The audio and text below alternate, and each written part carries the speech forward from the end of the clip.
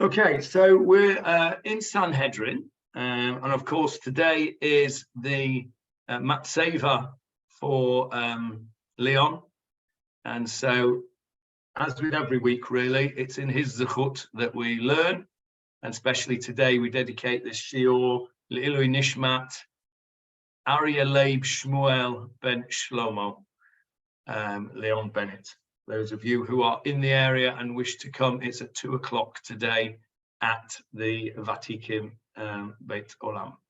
Okay, so we're in Sanhedrin. We are at the bottom of 14b, and we were speaking about how many judges were required to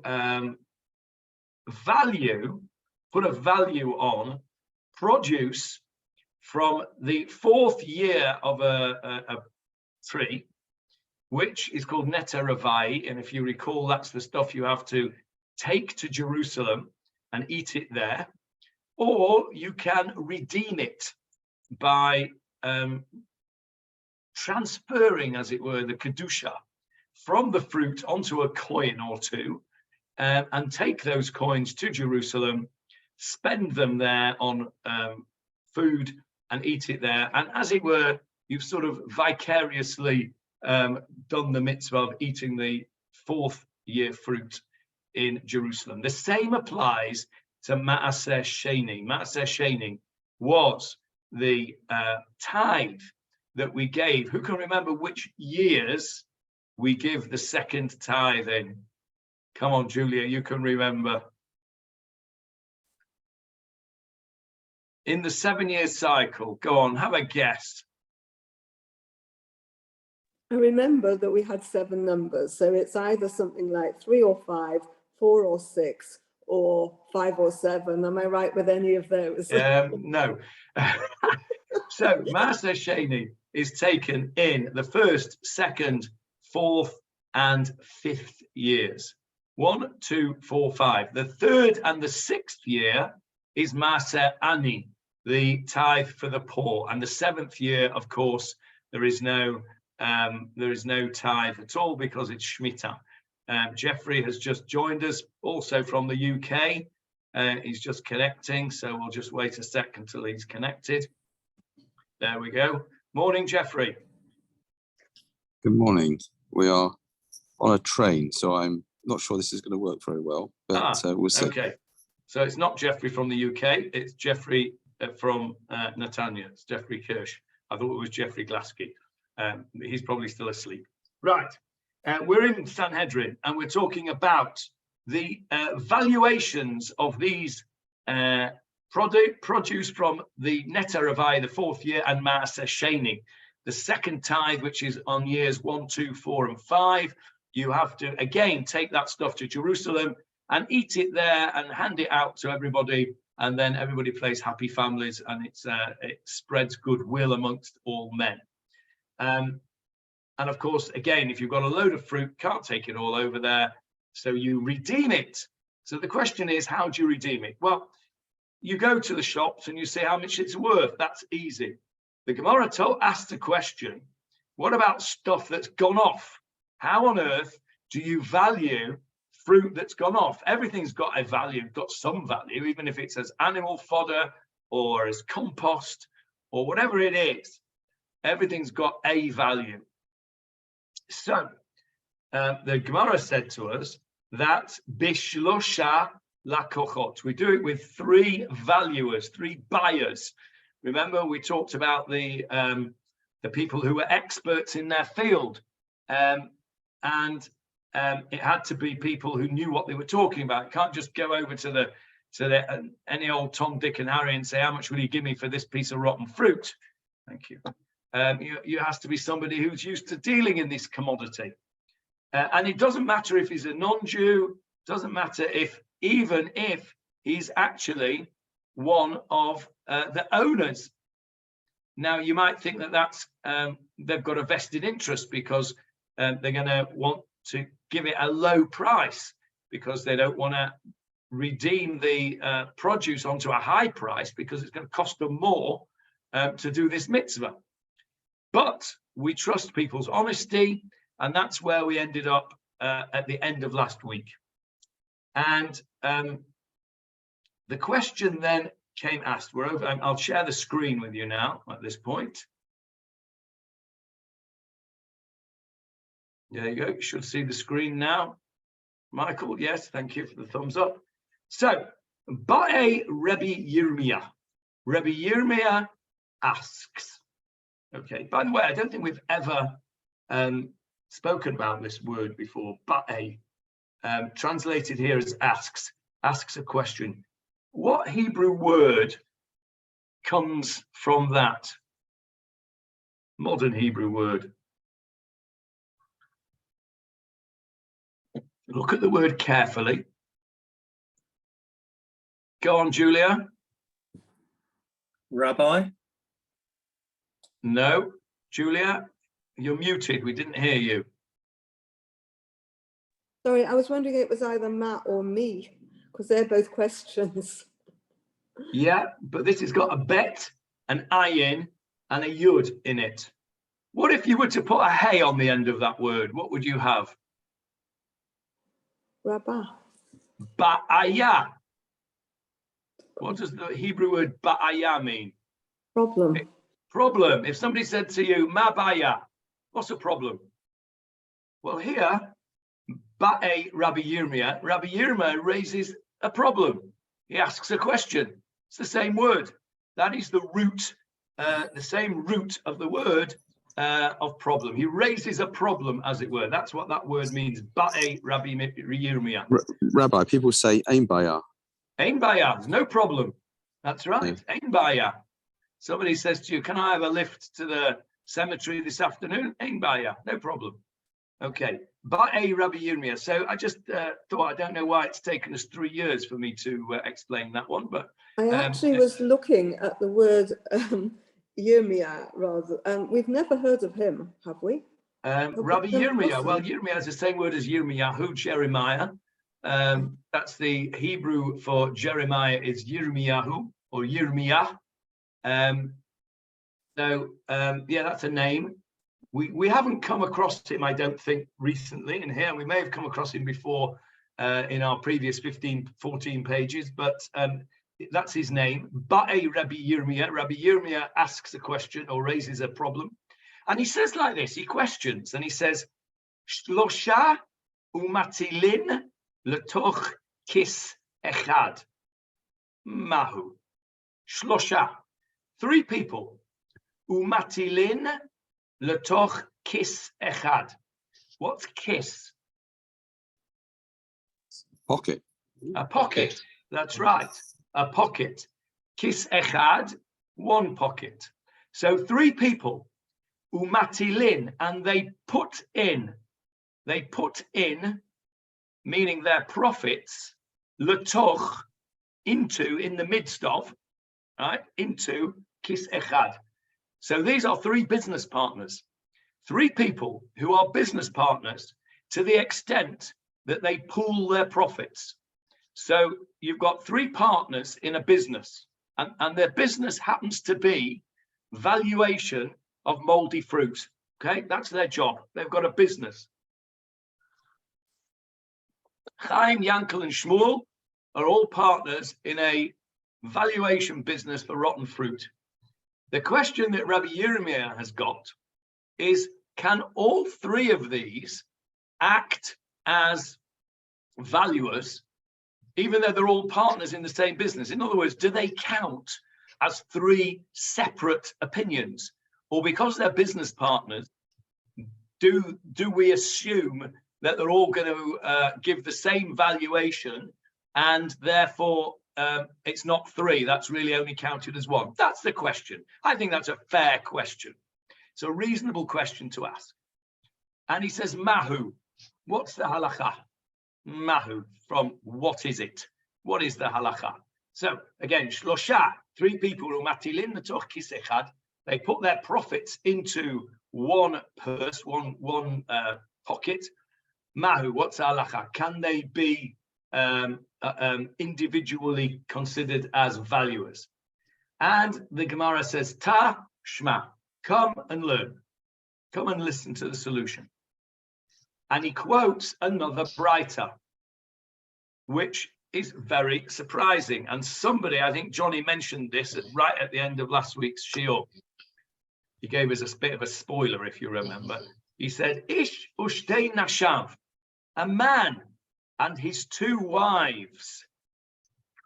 Okay, so a man has 2 wives. This is obviously either a Sephardi or an Ashkenazi prior to the decree of Rabbeinu Gershom, which decreed that Ashkenazi men could only have 1 wife. So this man has got 2 wives, completely permissible according to the Torah. Ish ushtei nashav, hodin maaser sheni she'ein damav yiduin.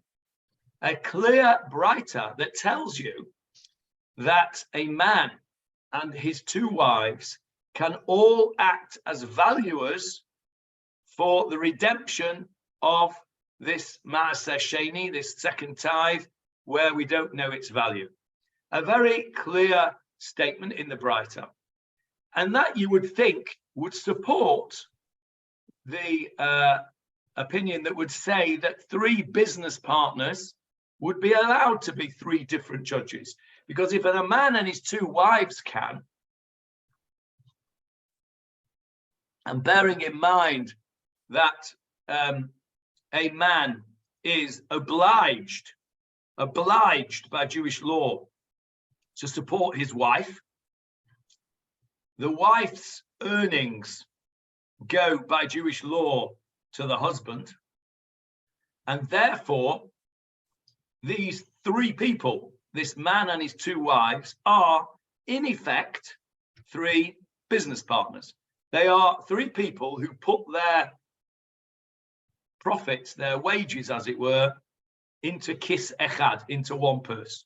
And this Breita says that this man and his 2 wives are allowed to do that. And so you would think that that would be support for the opinion that would answer Rabbi Yirmiyah's question in the affirmative and say that 3 business partners can be 3 judges. Anybody disagree with that logic so far? No, very logical. But the Gemara pulls out a rabbit out of the hat. And he says, hang on a minute. Maybe, Dilma, perhaps, Dilma, this was a case, Kagon, such as an example, maybe this was a marriage like that of Rav Papa, Ubat Abba Sura'a. Rav Papa was married to a woman who was the daughter of Abba Surah. Okay, now in that marriage, they had an arrangement. She kept her income and he did not support her. Now, they had to have a special arrangement for that because the standard arrangement is that men have to support their wives and the wives have to give the men their income. And the 2 are interdependent on one another. So the man can't say, well, you give me your wages, but I'm not supporting you. And the woman can't say, well, you support me, but I'm not giving you my wages. I'll keep my wages for myself. Thank you very much. Now, I've always believed, and I've taught my children, all of my children who are now, thank God, all married, I've told them that the best way to conduct finances in a marriage is exactly like our Gemara. Put it all in one pot and then there's no arguments. I have seen many times friends of mine, close friends of mine, and I've heard it with my own ears, where one of the kids goes to the mother and says, I'm going out, can you give me some money? I need £10. And she says, no, go and ask your father. I gave you last time. So she goes off, asks the father, no, I'm not giving you, ask your mother. And it's horrible. It's horrible. It doesn't work. And the arguments that goes on, who's going to pay for what and this, that, and the other, put it in kis echad. Now, that was the way that the halakha, Jewish custom, I won't say halakha because it can be altered. That is the way that Jewish custom was. The man is obliged to support the wife. The wife puts hers in the pot. In effect, they are a team. They are a team. They are, like our Gemarah, they are matilin the toch kis echad. There's only two of them. There's only two of them, though, John. Okay, so if there are two wives, then they all put it in. No, in this case, Rav Papa. Yeah, Rav Papa, it's explaining how a marriage can work in Jewish law. So Rav Papa was married to the daughter of Abasura. Abasura happened to be a very wealthy bloke. Okay, therefore, his wife probably had a significant allowance, or she might have had a job in his empire, I don't know. But either way, the amount that she earned was greater than that which Rav Papa had available to support her. So they made an arrangement that he would not support her and she would not give him her wages. Now, I don't think that's a good idea. However, what this Gemarah is telling us is that that is allowed. If that is an agreement between the man and the wife, then that is allowed. And so when Rabbi Yirmiyah asked the question, what about three people who are business partners? And the Gemarah comes along and says, well, if a man and two wives can do it, then surely three partners can do it. The Gemarah says, not necessarily. That brisa that's talking about the man and two wives might, we don't know it, might be a case of a Rav Papa marriage. Let's call it that for the ease of description. That marriage, that particular brita, remember a brita is a snippet. It's a snippet of discussion between the rabbis. We're not privy to the entire conversation. And it may be, says the Gemarah, that we've missed a bit. And the bit that we've missed is that this was a Rav Papa marriage. And so, whereas probably balance of probabilities, the Brita was talking about a regular marriage, we can't use it as a proof for our question, because it might be a Rav Papa case. Now, this is something that always, I won't say bothered me, but I found difficult in my early years learning Gemarah. And that is that the Gemarah would come up with a case like this, where a man and his two wives are able to redeem this Maaseh Sheni. And the Gemarah comes up with some obscure case to sort of scupper it. And I used to think, come on, it's obvious. It's not that. That's a one-off obscure case. And what I didn't realize at that time, because I didn't have the maturity of mind to understand it, which, by the way, is another hobby horse of mine, is that we teach children Gemarah far too early. I was reasonably intelligent, and I still found it very difficult at age 10 to grasp concepts like this. Because I didn't have the maturity of thought to understand that actually what the Gemarah is showing us is that you have to be thorough. And if you're going to bring proofs which are going to be precedent for forever, because that's what this Gemarah was about, right? That's what all Gemarah is about. It's about setting down the precedent for future generations. You can't take this lightly. And if there is a possibility that your proof isn't a proof, well, then you have to put it to one side and try and find another one which is better. Which is what this Gemarah is doing here. It rejects the proof of the Gemarah that says a man and his two wives can redeem it, and therefore three business partners, because they say, well, it may be a Rav Papa marriage. And so we are left with a question hanging in the air. We don't know the answer as to whether three business partners are allowed to be three different values. Okay. Sorry, does it don't know. actually matter? Does it actually matter that it's a rough upper type of marriage? Because despite the fact that she's got her own income and pays her way, she will have loyalty towards her husband anyway. Not necessarily. Plenty of wives are not loyal to their husbands in all sorts of ways. I mean, again, if we're talking about, you know, balance of probabilities, yes. Here we've got to be talking about certainties. I don't know what the halacha is actually. I don't know if there's how we paskin on that, because the Gemarah doesn't actually give us a proof one way or the other.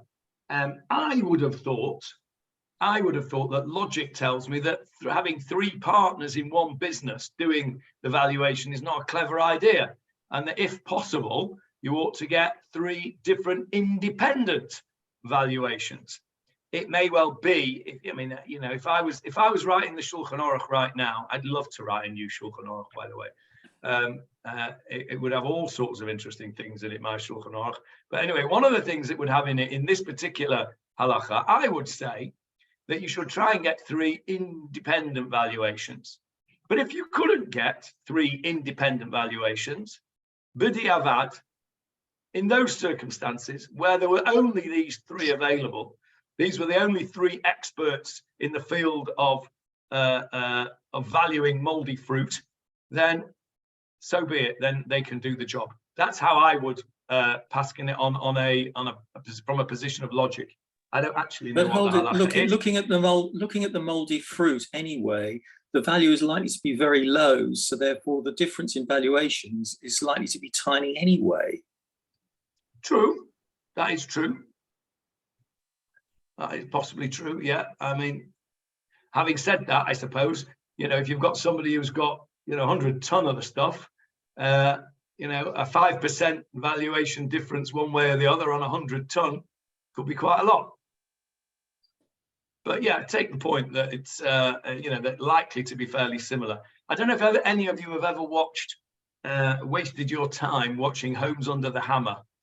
It's a TV program that is beloved of people who are DIY lovers, which is not me, by the way. I couldn't knock a nail in straight. But what they do with this is people go to an auction and they buy a house for, you know, tuppence halfpenny, and then they do it up, and they get three local estate agents in afterwards to give a valuation of what it would fetch on the open market. To see whether they've made any money out of this thing. So they buy it for, I don't know, 50,000, they put in 30,000 into the refurb, and then they bring in the valuers, and one says 100, and one says 105, and one says 110. What's interesting, I've seen it a couple of times, just sort of en passant, but it's quite interesting because the valuers are all pretty similar. It was a little bit what Michael's saying, really. I think that, you know, if you're an expert in your field, and you get a few different experts together, they're likely to be fairly similar, I think. Anyway, I digress. So the Gemarah leaves us hanging there. We don't know what the halacha is, but Shulchan Aruch of Johnny says that if you can, I think you should get three independent values. Let's move on to the next subject with our little S symbol here.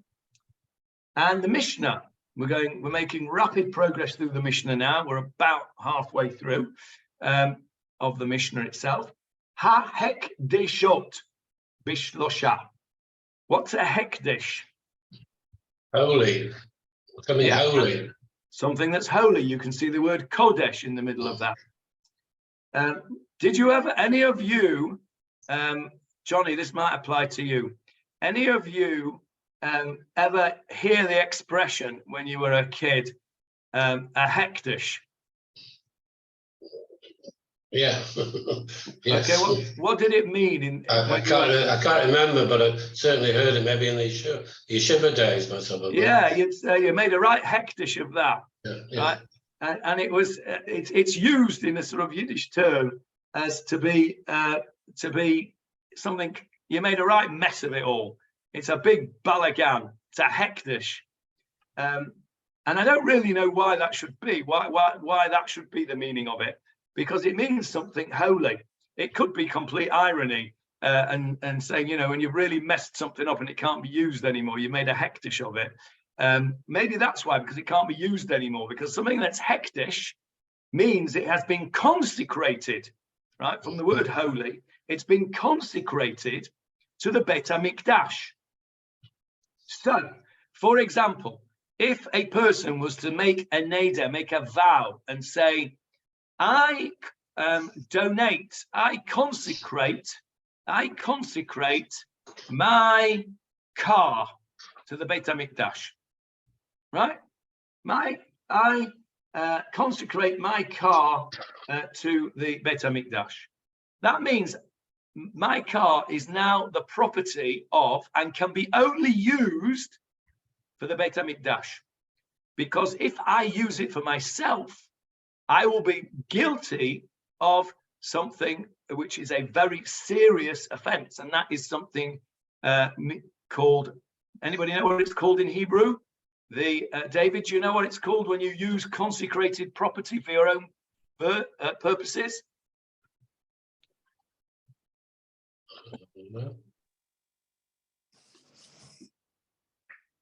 No. Begins with a mem. Yeah, Marla. Me'ilah. Me'ilah, that's how you. Me'ilah, not Mila, with it's got an iron in it. Mila is circumcision. Me'ilah means to use holy property for your own purpose. So, in other words, if you were to go into the Beit HaMikdash and you were to take some of the wood that has been donated there to be used on the Mizbeach to make a korban, to make a sacrifice, you were to take that wood and you were to use it for your own purpose, take it home and use it for your own fire, you would be guilty of Me'ilah. And the punishment for Me'ilah is very, very serious. It's a very serious, I can't actually remember now what the punishment is, but I know it might be karet, I'm not sure.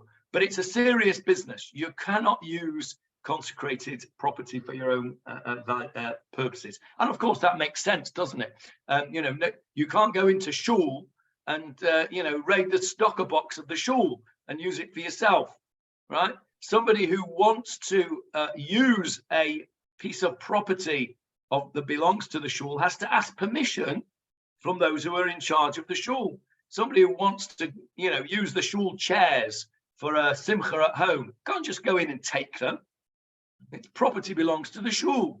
It's holy property. So you have to ask permission before you do so. That's why you don't wear shorts in shul.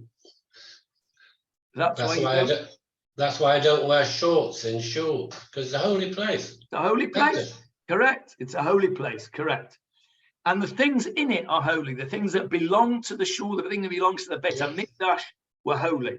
Now, what happens if I say in a rather rash sort of way, I promise to donate my car to the Beit HaMikdash, and then I decide, well, actually, I really would like to keep my car. I can then do the same sort of business that we did with the fruit. Excuse me. That we did with the fruit, and I can redeem the item and use the money that I've redeemed it on for the Beit HaMikdash. So take my example of the car. I don't want to give the car to the Beit HaMikdash. I want to still keep the car. I would then have to get that car valued. And let's say they value it at 100,000 shekels. I would then have to give 100,000, do this, say, right, I am podeh, I'm redeeming this hektish property, this property that belongs to the Beit HaMikdash because I donated it there. I'm redeeming it onto this 100,000 shekels. 100,000 shekels goes to the Beit HaMikdash, and my car stops being hektish. Okay? Now, how do I know that my car is worth 100,000 shekels? Well, you can look in Glass's guide if you want. Remember Glass's guide? Yeah. Does it still exist? I don't know. Yes, Oh, it does still exist. Okay, well, Glass's guide for the uninitiated is the Bible of how much a car is worth. But that's not what the Gemarah says. Look what the Gemarah says. the Mishnah actually says, hahekdeshot bishlosha. The valuation of consecrated property is performed by 3 judges. 3 judges. Okay. And what do we mean by shlosha? Again, it's the same as what we said before. No good getting some Tom, Dick or Harry who doesn't know how to value cars to come and do it. Has to be somebody who's an expert in the field. Over here on the left-hand side of the page, you can see Rambam clearly says the valuation of consecrated items is performed by 3 experts. Okay, so this shlosha is 3 experts. Okay, that's what the Mishnah says. You want to unhektish a hektish property, then you have to get it valued by 3 experts, and that's the sum that you need to redeem it for. And this happened all the time, by the way, because what would happen was people would donate items to the Beit HaMikdash, and it happened with animals a lot. You would donate an animal. Yeah, you would donate a korban. I donate a korban. I donate this lamb to the Beit HaMikdash as a korban, as an offering. Okay, and then something happens to their lamb. Okay, and it can't be offered up as a korban. It's got a blemish. You know, only a perfect animal can be used as a korban. So now you've got a problem, because this lamb belongs to the Beit HaMikdash. You can't use it because you've consecrated that particular lamb, but that lamb can't be offered up as an offering because it's got a mum. So what do? What you do is you redeem it. You say, okay, we'll get 3 experts in. We'll see how much this lamb is worth 100 shekels, whatever it is. Fine, I'll redeem it. Then I can use that lamb for whatever I want. I can shecht it and eat it, because, by the way, the blemishes that prevent it from being a korban do not necessarily prevent it from being kosher. So you could still use it yourself. And the money on which I've redeemed it, that will go to the Beit HaMikdash and buy a different korban or a different animal, whatever it is. So it happens often that you need to redeem items which are hektish. And so it's done with 3 experts, according to our Mishnah. Now, we are going to see an old friend now. Have a look in the Gemarah. Rabbi Eliezer ben Yaakov Omer. Rabbi Eliezer ben Yaakov said, where have we seen him before? Fairly recently, Rabbi Eliezer ben Yaakov popped his head up and gave an opinion. Anybody remember what Rabbi Eliezer ben Yaakov said to us? Further up the page. Yes, David, I can see it's on the tip of your tongue.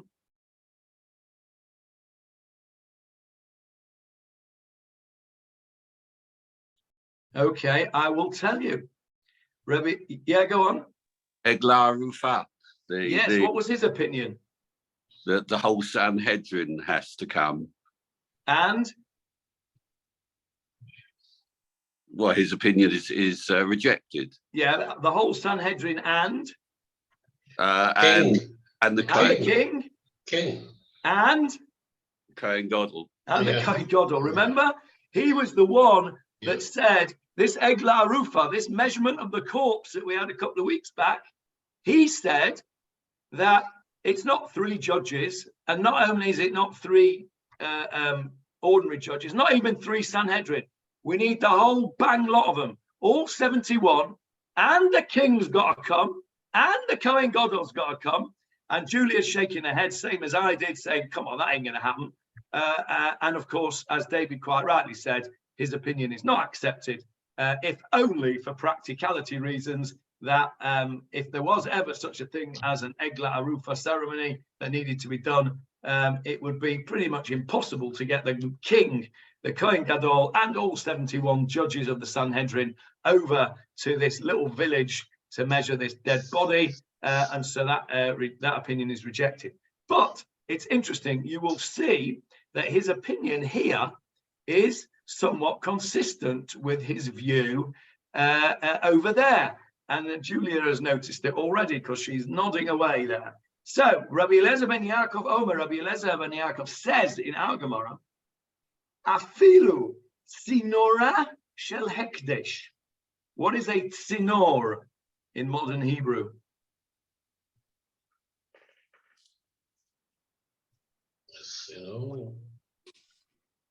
What is a tzinor? Anyone? Pipe. A pipe.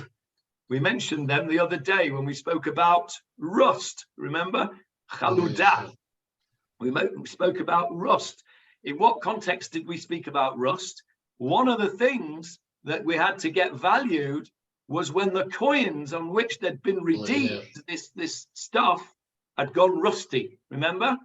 And I said to you that if you live near the sea, like Michael Kraus does there, he's got the sea behind him, then you are going to get rusty pipes because of the dampness in the air, and you're going to get rusty pipes and they're going to burst because they go rusty. And the word for pipe in modern Hebrew is tzinor, or tzinoret, I suppose, is a little pipe. So tzinor is a pipe. So here, what Rabbi Eliezer ben Yaakov is saying, where are we? Here we go. Afilu tzinora shel hekdesh. Even a tiny little pipe thing of hekdesh. It's about the most small, the smallest, most inconsequential object that there is. That's what he's trying to say. Even this tiny little inconsequential object, shel hekdesh, which belongs to the Beit HaMikdash, tzricha asara bnei adam liftota. It needs 10 people to value it. 10 people. Rabbi Eliezer ben Yaakov's a bit of an obsessive, I think we could say. You know, he wants the king and the Kohen Gadol and 71 judges to go to the Eglah Rufa, and he wants 10 judges, 10 people to value this piece of pipe, which is worth garnished. So he's clearly, you know, he's a very, very obsessional gentleman. Okay, be that as it may. Oh, we've got a bit of background here on the left side of the paper here. What Rav Steinsaltz's telling us what it is, this little tzinora. This was either a type of fork or a piece of metal bent at one end into a kind of a hook. A large utensil of this type was used to place the portions of the sacrifices on the altar, and smaller ones were used for knitting and weaving. That's interesting, isn't it? What do we say in Yiddish when we want to describe something which is of very little value? We say it's worth? Garnished. Garnished means nothing, yeah? Another word? Ever heard the expression bobkas? Okay, no. Yeah, no, you've not heard that? Michael's heard that. David, you heard that expression? It's worth bobkas. Bobkas means a little. It's a little weaving needle. It's worth nothing. You know, it's like the cheapest thing you can think. It's worth bobkas. We would say in English, it's worth buttons. Yeah. Yeah. Same sort of idea. So here, this is like a weaving hook. It's bobkas. It's nothing.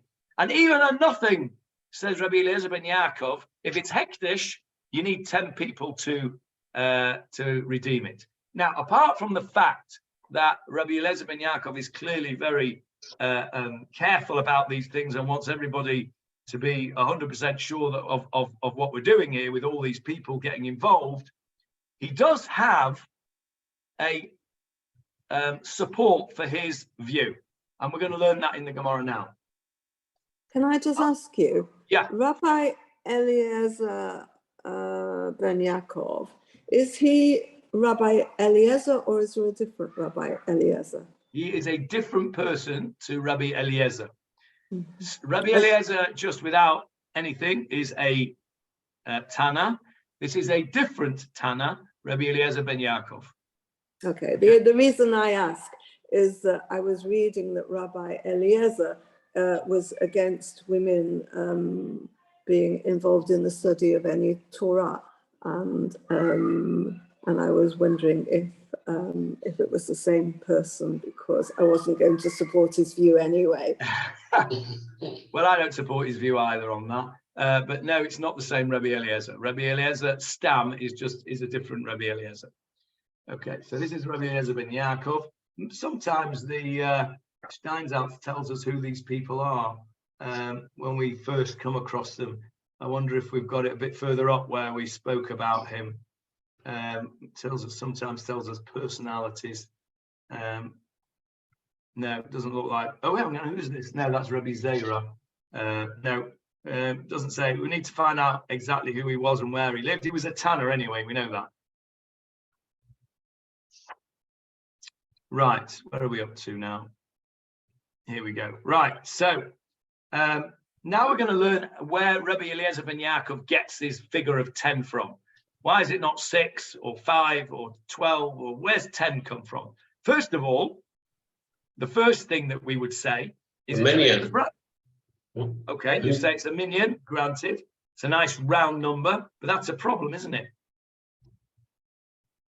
Why is that a problem, Julia? Well, An because even you need number. an odd number to come. Yeah, we number. normally want an odd number, don't we? Yeah.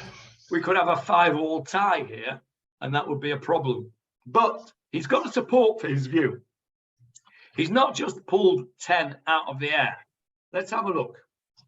Rav Papa and Abaye had a conversation about this. Amalei Rav Papa le Abaye. Rav Papa said to Abaye, Bishloma le Rabbi Eliezer ben Yaakov de Amakishmuel.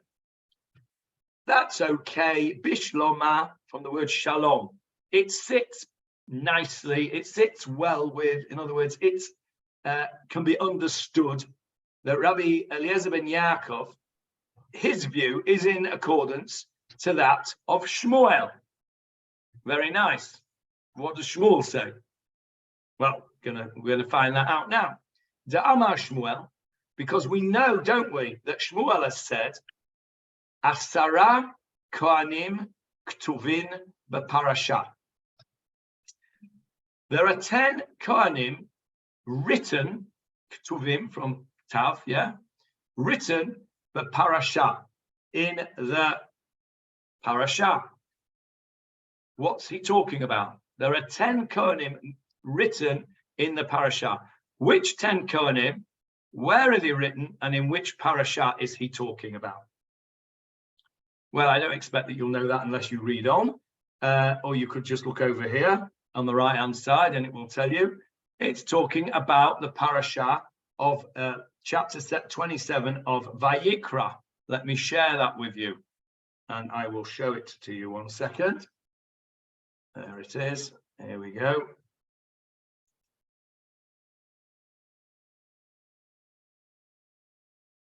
Got it? Right. So let's have a look. Let's go from the top. I will do the reading since sadly Leon's not with us and Jeffrey, who's taken over, is probably still schloffing. And Hashem spoke to Moshe saying, speak to the children of Israel and say to them, when a man expresses a vow, pledging the value of lives to Hashem, lives meaning people,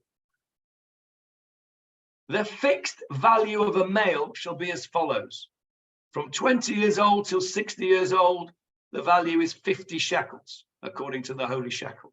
Female, the value is 30 shekels. If the person is 5 to 20, then the male is 20 shekels and the female is 10 shekels. If the person is a month old till 5 years old, the value of a male is 5 and the value of a female is 3 silver shekels. If the person is 60 or over, then the value of the person is 15 for a male and 10 for a female.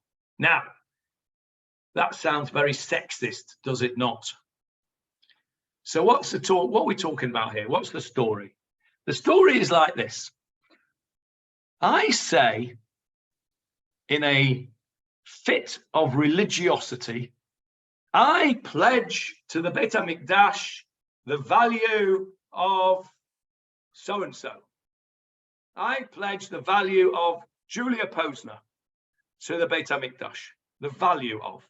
didn't say I pledge Julia Posner, because I can't. Because I can't pledge her to the Beit HaMikdash. I have no jurisdiction over her life, but I can value her. I can say, I pledge the value of Julia Posner. So you're going to say to me, quite rightly, how can you value it? How can you value Julia? She's invaluable to some people and of less value to others. But how can you possibly value her? And the Torah agrees that we cannot value people because it's impossible. Because there are qualities and midot of people which cannot be valued. So they put on each individual an arbitrary figure, an arbitrary amount. And it's based on the person's value on the open labor market. And when I say labor market, I mean physical labor market. So clearly, the most valuable type of person on the open physical labor market will be a young, strapping man. Of less value will be an old man who's not able to do as much physical work, or a young man who's not yet reached his full physical potential and can't do as much physical work. Just a matter of anatomical fact, women are not as strong as men. And so their value on the open labor market, the open physical market, is less than that of men. So if you had a choice between employing a big strapping lad as your bricklayer's mate versus a slip of a girl, then you obviously, for that particular job, would choose the strapping lad because you're going to get more work out of him, so he's more valuable. So these arbitrary values that the Torah puts on a person tells us two things. Number one, that every person actually has their own intrinsic invaluability, or if that is such a word. Good job, Michael's not here, he wouldn't like that. But you understand what I mean. There is no way you can value an individual person because the valuations from one person to another is going to be too wide. It goes against the opposite of what Michael said, and which is that they're probably all going to be fairly close in value. But that's not the case with a human being. So the Torah acknowledges that every individual is an individual and cannot be valued, and therefore just gives an arbitrary figure for somebody who is rash enough to pledge the value of a human being to the Beit HaMikdash. Okay. Yeah, but that's a very reasonable proposition to explain what it says. But on what basis do you make that? On the basis that a child is worth less than an adult, and an old person is worth less than a young person. That's not what I'm saying. What I'm saying is, on what do you base the proposition that the determiner is physical strength? The physical value in a labor market. The Torah said that. Where does it say it? From the very fact. I think the fact, yeah. From the very fact that these are the values, you can derive that is where it's coming from. Can't be anything else. If you're just going to say that it's sexist, then it would just be, it would make no difference whether the man was old or young. A man is X and a woman is half of X. But it's not that. A young man is worth more than an old man. And a very young man is not as worth as much as a fit, strong young man. And so it's clear. I mean, there's no other explanation that explains all the variables in this little parasha other than the fact that it is based on the abilities in the physical labor market. Yes, David. Yeah. Are these the valuations or commodity prices, putting it in another way, that are applied for an Eved Ivri, i.e. someone who is in debt and in order to raise money, they sell themselves in servitude. It's based on those figures, yeah. I mean, these are figures that are given now, right, in the Torah. And so these are fixed. But presumably they are subject to the laws of supply and demand. They're subject to the laws of inflation, etc. And in the open slave market, these figures might not hold, but the ratios will hold. In other words, so you're right that the whole thing is based on the value on the Eved Ivri market. That's exactly what it's based on. But on the other hand, a baby from 1 month old to 5 years old, is there going to be any distinction between them and a male and a female? Because neither of them are capable. Well, maybe that's true. Maybe that's true. But maybe when you get to 5, a 5-year-old boy can do more than a 5-year-old girl. I don't know. Maybe it's based on potential. Well, I thought that too. I thought about potential as well. And I suppose it depends on if you're going to say it's potential, then the younger person should actually be worth more, because he's going to be able to work for longer if you're going to have him forever.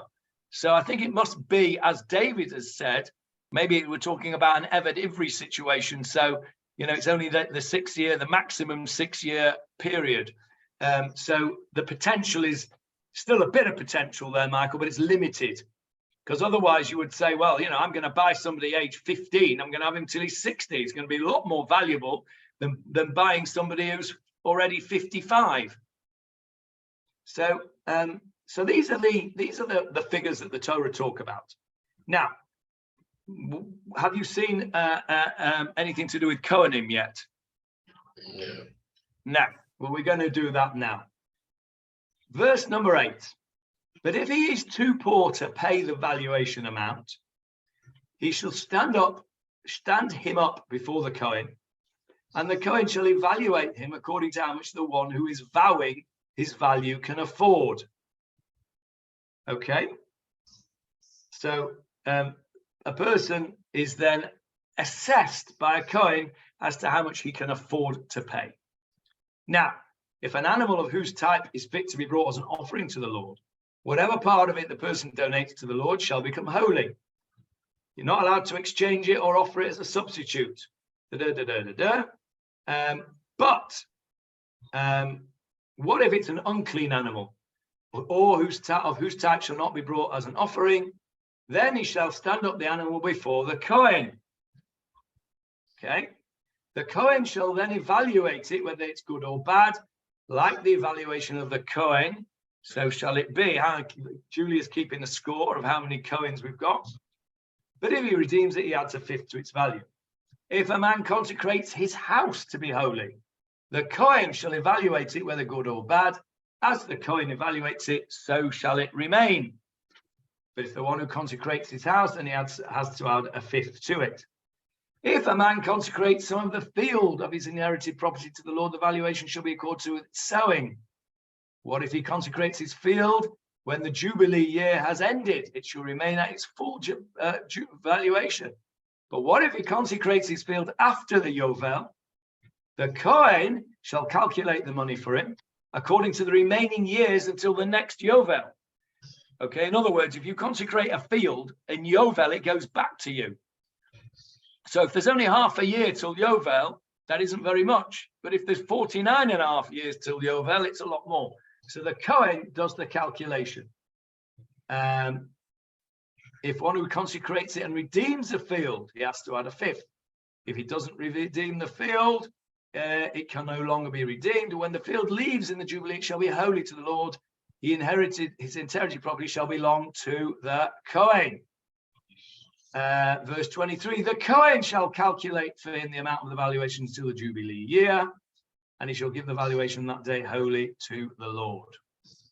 And how many have we got there, Julia? 10.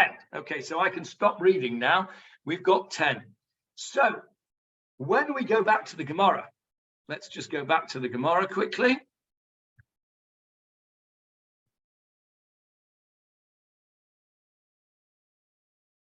There we go. There's the Gemarah. When we go back to the Gemarah, and we said, Rabbi Eliezer ben Yaakov said, even Bubkas needs a Bubkas of Hekdesh needs 10 people. And the Rav Papa said to Abaya, I understand that because Rabbi Eliezer ben Yaakov holds like Shmuel. And Shmuel was the one that said there are 10 times the word Kohen is mentioned in this parasha of redemptions. Okay, and therefore we require 10 valuers. Okay, that makes sense. That's Rabbi Eliezer ben Yaakov's source for his opinion. Okay, now I'm going to leave you with the cliffhanger. Ella the Rabbanan. But what about the Rabbanan? What did the Rabbanan say? The Rabbanan is our Mishnah. Look at the top of the page. Hekdeshot be shlosha. They say they only need 3 valuers. So Ella le Rabbanan. But what about the rabbis?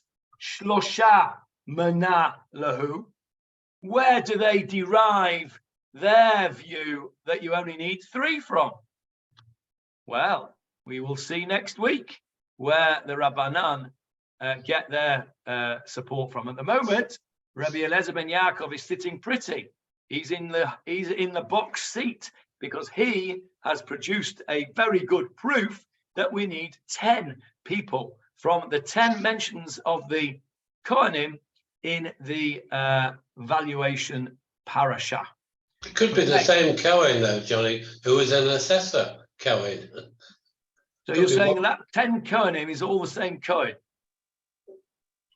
It could be one person who's mentioned 10 times. He's an assessor. That's his job, isn't it? All right, in that case, then there should be an opinion that says it's one assessor, but nobody says that. No. So it can't be that. Can't be that then, can it? So you want to know what the Rabbanon's view is? You want to know where they get 3 from? Tune in, same channel, same time next week. Isn't the word judge a little bit of a misnomer? Actually, because I'm thinking about this next week. It may not be the same time because I'm going to be in England and I've got a hearing. I might still be able to do it. Depends on the time. I might have to do it at a different time. But we will have a share next week at some point. I will let you know when it is. Yes, Michael. So isn't the word judge a little bit of a misnomer because the translation doesn't seem to be right because it's not really a judge. In some places it's an assessor. In some places it is a judge. Some places it is an expert. So the word judge seems to be not a mistranslation, a misleading translation. It's not even a translation, is it? Because if you look at the Mishnah, what does it say? With 3. Don't say the word judges. We made that up. Because, why did we make that up? Because when we started, we were talking about judges. We were talking about dinei mamanot, right? That's how we started. Matters of a monetary nature in a bet din require 3. Require 3 what? 3 judges, obviously, because we were talking about a bet din. But here, you're quite right, Michael. It doesn't say judges. And that's why the Rambam says experts. This translation over here, if you look in the Steinsaltz, you can see that the word judges is not in bold. The words that are in bold are actually translations of the words in the Gemarah. The words not in bold are Steinsaltz's assistance to us to make some sense of it, because if you just read it, just the bold, it don't make any sense. You need his, you need to read it with the non-bold, but the non-bold is not in the Gemarah. You're quite right. Shlosha doesn't mean judges in this case at all. It means assessors. And that's why an even number would have been permissible in this instance, because it's not talking about judges. It's not a bet din. That's right. It's not a bet din. I still think that we might have a bit of an issue because we did with the Egla Arufa case, if you remember, we did speak about we could have a difficulty with a tie. So I think you're absolutely right. It's not a bet din, but I think that we would always try and have an odd number, wouldn't we? Because what do we do if we've got a 5-all tie according to Rabbi Eliezer ben Yaakov? I don't know. We'd have to ask Rabbi Eliezer ben Yaakov. But since we don't paskin like him, don't matter. Okay, all good. We'll see you next week, please God. Thanks, Johnny. Thank you. Thanks very much. Bye, everyone. Bye.